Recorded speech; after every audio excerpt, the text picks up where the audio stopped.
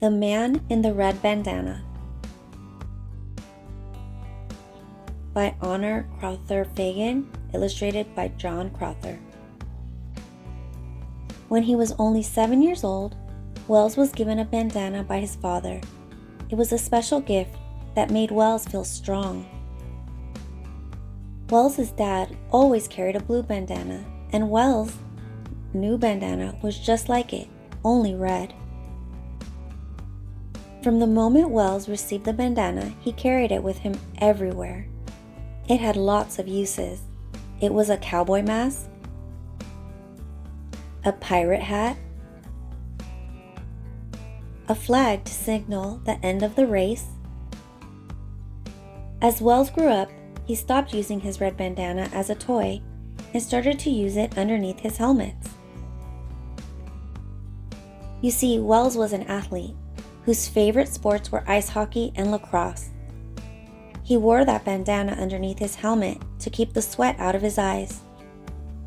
Wells not only wore a helmet when he played sports, he also wore one as a volunteer firefighter. At the age of 16, Wells again followed his father's example and became a volunteer fireman. He trained with real firefighters and was taught that rescuing people who were trapped inside was their first priority. He also learned how to get safely through the burning building and put out the fires. It was this training and the red bandana that helped Wells become a hero. After college, Wells went to work on the 104th floor of the World Trade Center in New York City. Wells loved working up so high. He often called his father on rainy days to ask, "Is it raining where you are?" When his father replied that it was, Wells would say, "Well, it's sunny up here."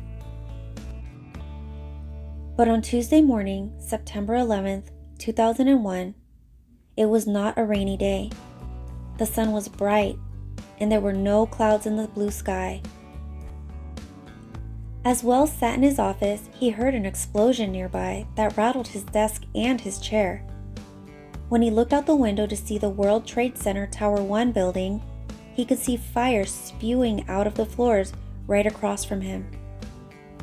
Wells wanted to help with the tragic situation unfolding in the next tower. Just minutes after the explosion in Tower 1, Wells left his office. To get down to the lobby from above the 78th floor, you had to first take an elevator to the 78th floor sky lobby. From there, you took a non-stop elevator to the ground floor. Many people would be waiting in the sky lobby for their elevator. Wells knew it would take too long to wait for an elevator from the 104th floor to the sky lobby and then to the ground, so he headed down the stairs. In a few minutes, Wells had made it all the way down near the 78th floor. That's when another explosion occurred, only this one was much louder and stronger than the last. Wells ran right for the door of the sky lobby, but could tell by the smoke coming into the stairwell that there were fires burning inside. Wells took out his red bandana and tied it across his nose and mouth so that he did not breathe in the smoke. When Wells entered the sky lobby, it was hard to see through all the smoke. There were badly injured people who needed his help to get to safety. He found a fire extinguisher to put out the flames that continued to endanger the survivors. Wells immediately took charge and called out to anyone who might be able to hear him. "I found the stairs. If you can get up and walk, get up now. If you are able to help someone else, help them. Follow me, I know the way." Many people were dazed, but one woman was in such a state of shock that she could not walk. Wells wanted to help as many survivors as possible. He picked up the shocked woman and, leading a group of 3 others, carried her down the stairs. Wells saw the air start to clear as they made it down the stairwell, so he pulled his bandana from his face. When they made it to the 61st floor, the lights were on, and Wells thought it was safe to send the people on their own. Wells told the group to continue down the stairs and out of the building. He turned around and headed back up the stairs. Wells collected another group of survivors and ushered them to the stairs. Again, he led them down to the clean air on the 61st floor and told them to continue on to safety. Once again, Wells went back up the stairs. During his third trip to the sky lobby, Wells found that there were people who were alive but were trapped underneath heavy pieces of metal.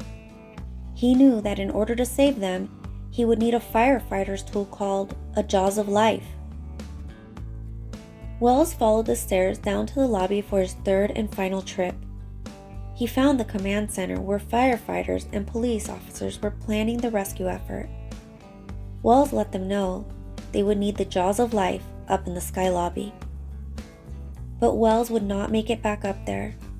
The damage to both buildings was too severe, and they soon collapsed.